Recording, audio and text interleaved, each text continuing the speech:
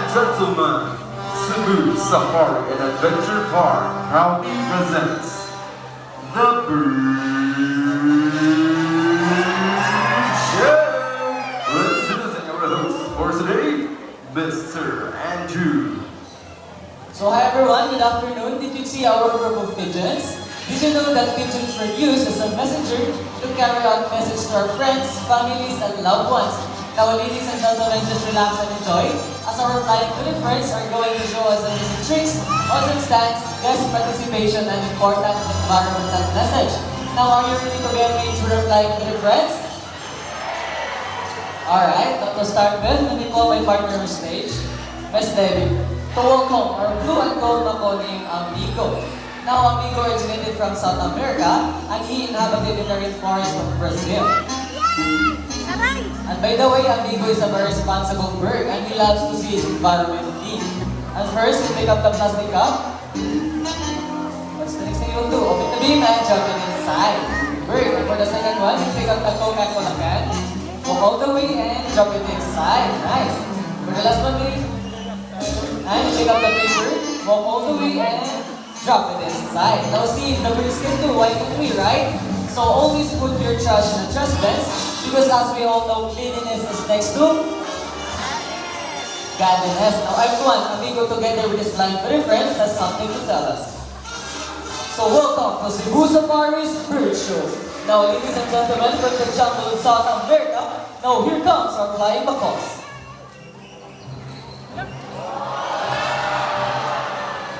So here's our two blue and gold macaw named Karen and Carl. On the lead. Ready, Karen? So wait, there's more. Karen, stage ready?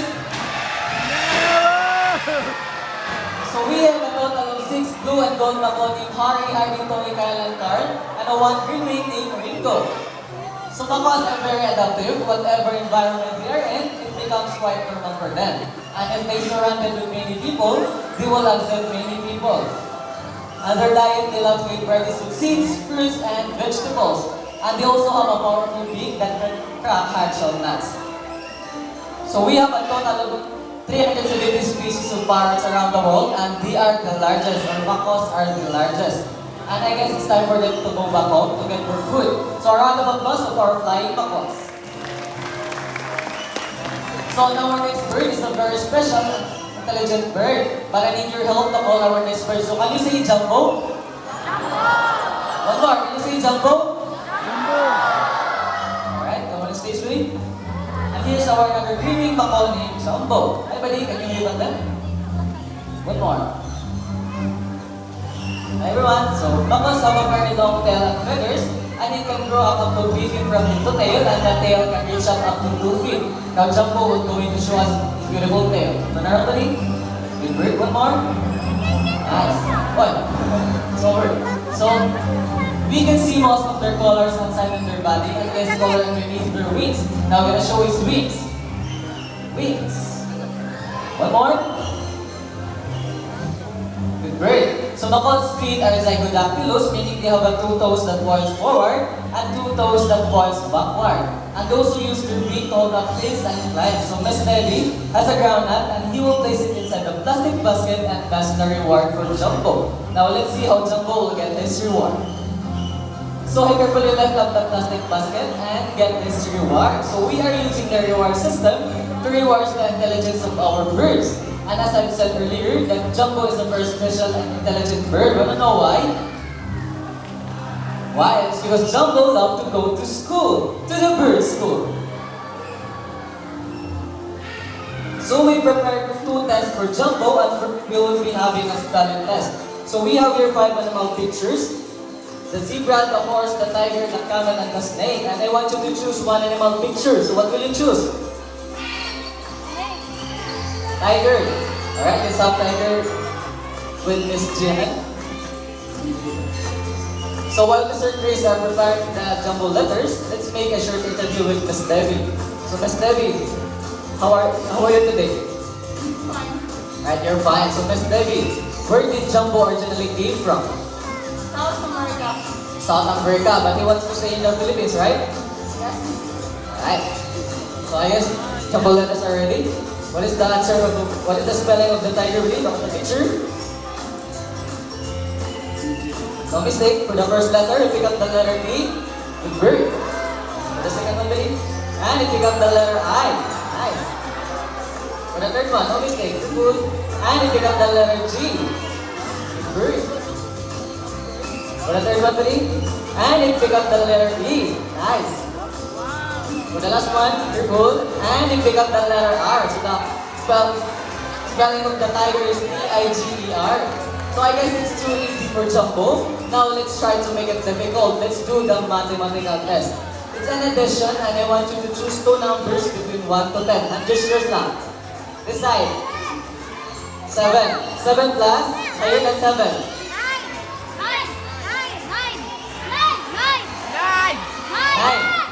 7 plus 9.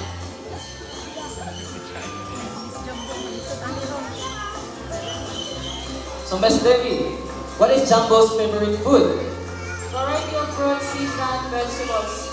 So, Jumbo's favorite food are varieties of fruits, and seeds, and vegetables. So, Miss Debbie, what is Jumbo's favorite subject? English and math. So, Jumbo's favorite subject are English and math. And let's see how Jumbo are good at math. Alright, look at the numbers, buddy. What is the answer of 7 plus 9?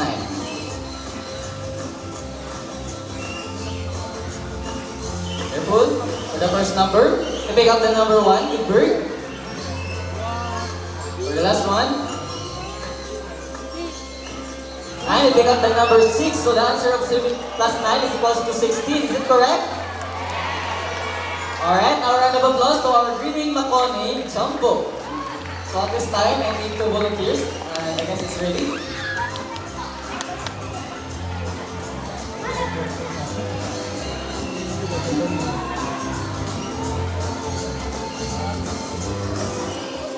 Alright, just relax and don't waste your movements, baby.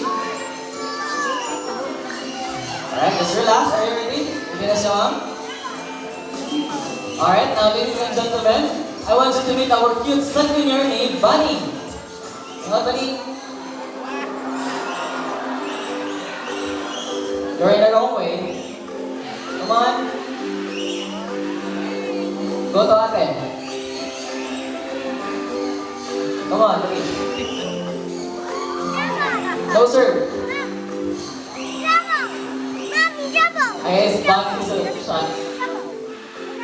Alright, one more Bunny. Let's try one more. Alright, let's proceed na lang. It's okay na. Pwede na siya mag-init. So are you ready, ma'am? At the back? Hold it like this. Alright, now ladies and gentlemen, I want you to meet our group of second year. Alright? Bunny's friends. So 17 years, they have a golden plummets from their head down to his underparts and a green wing. So you can have a nice photograph, ma'am. Alright, take your time, ladies. Alright, thank you, ma'am. You can now take your seat. And for the third volunteer, I need an adult volunteer to go there in the bridge.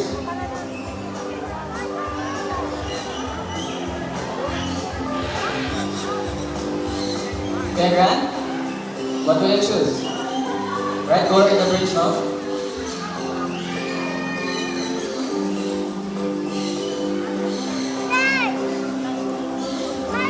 Careful. Let's go where saan, ma'am. Yeah, kuniti lang siya sa imong right hand. And just relax and don't do extra movements. Are you ready, ma'am?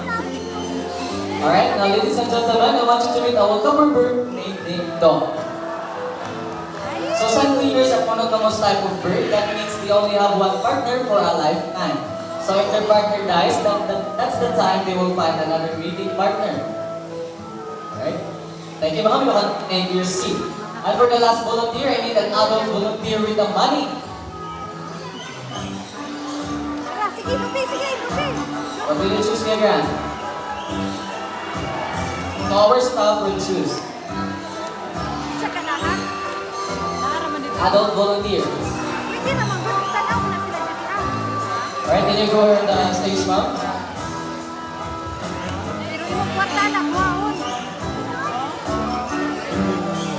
This way, ma'am.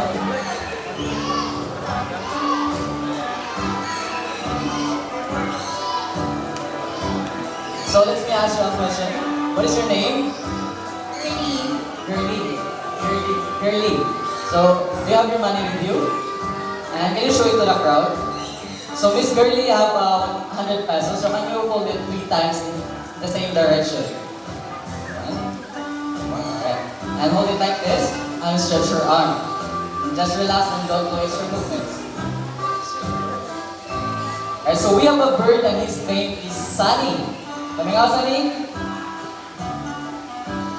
So Sunny loves money. Normally in the wild, they love to pick up things to build their nest. Now Sunny will pick up your money. So Sunny, fly to Miss Girly. And buy Sunny and buy 100. Thank you, ma'am. You wanna say something? They have 1,000. Let's do it again. 500. Nah, I'm just kidding. So we're not gonna take our money from you. We just want to show you how these birds are very intelligent. So you can pick your money, but you can return it back to you. So what we wanna do is stretch your arm like this, a big pal. And when Sunny put the money, just grab the money and not the bird. Your money is 20 pesos, right? It's a 100. Alright. Now what, Sunny? Sunny, fly to Miss Girly. Alright. What's the next thing we'll do? So thank you, Sunny. Thank you, ma'am. You can take your seat. Now round of applause to our son with your name, Sunny. So from South America, let's wander the rainforest of Brazil because we have here our most handsome tucutucan named corn. So tucutucan is the largest common of all species, and they have a black body and a white throat that helps them to camouflage in the rainforest. And their beak looks heavy, but it's extremely light because it's made of keratin just like our hairs and nails. And also, they are good at catching their food. So Miss Debbie has a fruit here. We will toss it to Mr. Horn, and let's see how Mr. Horn are going to catch the bird. For the last one. Nice. So in the wild, when the sun is up, they love to do sun bathing. And when they fly, they just hop on between small branches to reach a certain destination. Because we have a short wings. And a round of applause to our tucutucan name, Mr. Horn. So from Brazil, since we're already in Brazil, let's meet Mr. Horn's good friend because we have here our yellow-crowned Amazon parrot named Lani and Rudy. Together with their mentor, Miss Jihan and Miss Richa.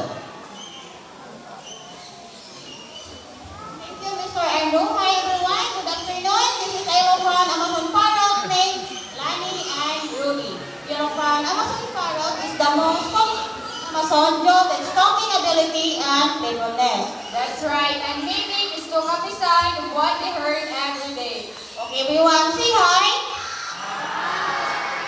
Say hi.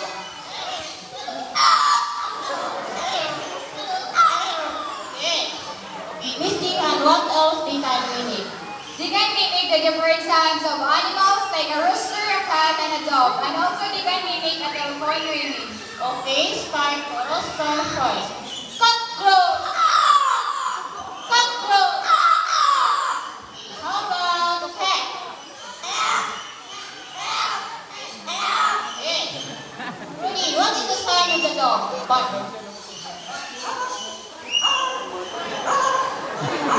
Okay. Lani, telephone.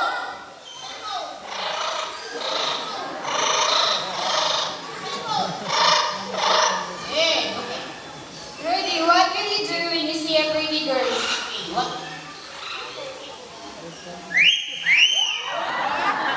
You see one? Yeah. Okay, Miss Jihan. And then Lani and Rudy will love to sing. Yes, they love to sing, but before they sing, they need to have a warm-up first. Okay, let's do the warm-up. La la la. La la la. La la la la. Now for the first song.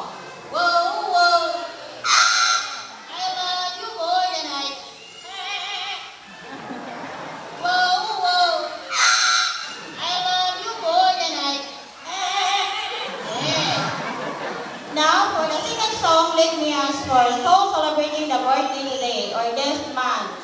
Because Lani and Rudy will sing a happy birthday song. Happy birthday, ma'am. Okay, say happy birthday.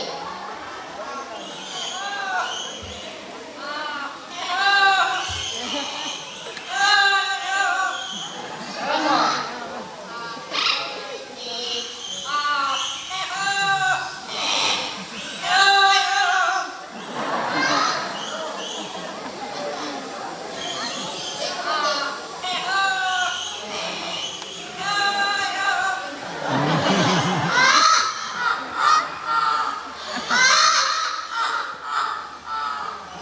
Okay, around to sa Yellow Crown, Amazon Parrot named Lani and Rudy. Mr. Andrew?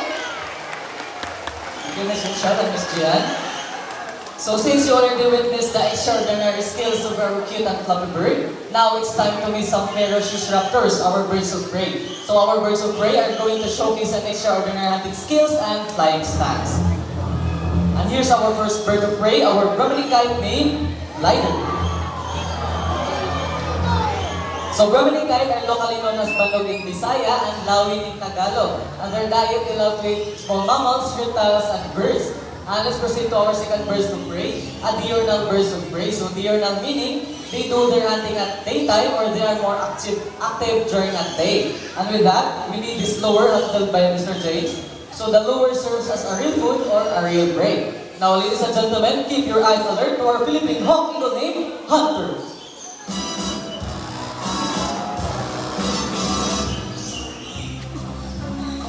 Come on, buddy.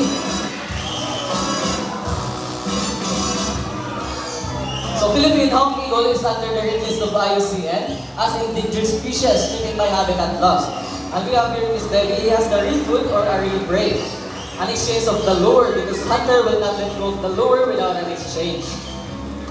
And as you can see, Miss Debbie is wearing a thick gloves for the protection of the large talons of our birds. So as you can see, hunter is protecting the food so that no one can steal it. And come on, baby. Now, round of applause to our Philippine hawk eagle named Hunter. So from diurnal, let's move on to nocturnal. Nocturnal meaning they do their hunting at nighttime or they are more active during at night. And ladies and gentlemen, just relax and be silent because we have here the night creatures of the Philippines, our Philippine eagle owl named Tattoo. So Philippine eagle owl is the largest owl in the Philippines, and they have a large head with a bulging eyes, and their eyes are good in total darkness, and they can see 10 times better than the human eye. And when they fly, they just fly silently due to its structures that reduces turbulence. And also here in the Philippines, they are locally known as bukaw or kwago. And I guess it's time for us to go back home. One, three. 1, 2, and again, 1, 2, 3, into the hole and disappear. So a round of applause to our Philippine eagle owl named Tattoo. So from from nocturnal, and from the medium-sized bird, let's move on to one of the largest birds of prey in the show. And with that, I need your cooperation. Please sit down. No one will stand and don't try to reach out our birds. It's for your own safety and for the safety of our birds.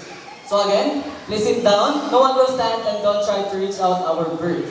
So we have here our bird trainer, Mr. Ayan. Are you ready, sir?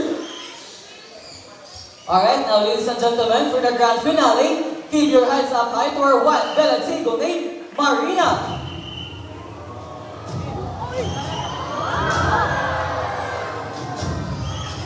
So white-bellied sea eagle are also called as the king of the sea. They have white lamels from their head down to its underparts.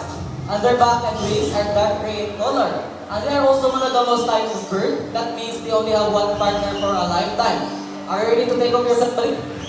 Right on stage. Now, a round of applause for the white-bellied sea eagle named Marina. And to seal this moment, we have here our Bulukat Kukato named Dan.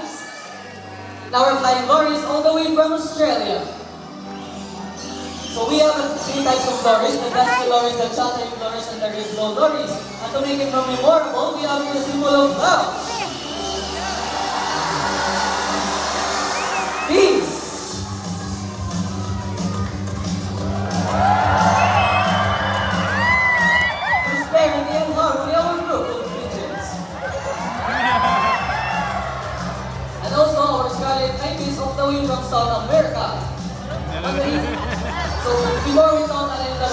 Oh, let me introduce you the people behind the success of the show. Miss Debbie together with Marina. Our work assistant player, Mr. Ian, Mr. Chris, Mr. Evan, Mr. Romnick, Miss Jihan, Miss Rachel, and our son, Mr. Benjamin. And last but not the least, our professional bird leader, Mr. Aikan, all the way from Singapore, together with our Scarlett Macone, Rambo. And yours truly, I am Andrew, and I hope you enjoy the show. Thank you everyone, and enjoy the rest of the one. And don't touch the bird because it's under training pa. Tara, let's go. Let's go. Let's go. Let's go. Balik sa Sabana. Sabana ba? Balik. Sakay na tag-tram.